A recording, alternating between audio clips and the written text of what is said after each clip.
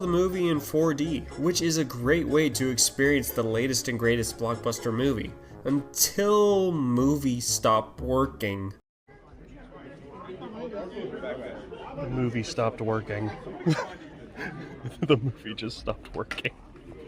All joking aside, they handled it very well. The seats were out of sync completely and thrashing us around, but when it was fixed, I was locked in and ready to experience the movie. The story was handled with respect and added a great, fast-paced narrative. He-Man's struggle yet refusal to be normal was handled very well, and when shit hits the fan, I mean, man, it hits quick. He finds his sword, and before you know it, he's thrown into this breathtakingly beautiful and hectic world. It feels fresh in this sea of never-ending superhero and action blockbuster movies. For a movie all about buff dudes beating the out of each other, it's constantly poking fun at toxic masculinity and the whole be a real man mindset, which I thought was very entertaining. That being said, it's a movie focused on you, the audience, having a good time. It was funny while still giving you some awesome action moments. And when the villains came onto the screen like Trapjaw and Skeletor,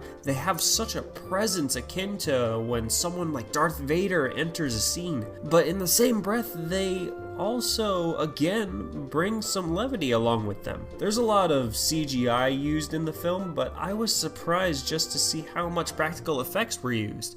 I'm very interested to see how they created some of the characters, because there is a bit of a line what is CGI and what's live action, especially when it comes to the design of Skeletor. I can't wait to see behind the scenes of that. As far as the rest of the narrative goes, I only have one complaint, and that's how they handled the death of He-Man's father. It had zero weight behind it, in my opinion. Instead of a random misfire ending his father's life, imagine how impactful it would have been if Evil Lyn and Skeletor slowly used their magic to bring the sword closer and closer, slowly impaling his own father with the sword that he'll be using for the rest of his life. But other than that, I was very happy with how the story was handled. A highlight was a very deliberately done passing of the torches between the old actors and the new. It was very on the nose, but at the same time, still enjoyable. Also, could we just take a second to appreciate the sequence where Skeletor invades He-Man's mind and shows up as a gym rat version of himself, and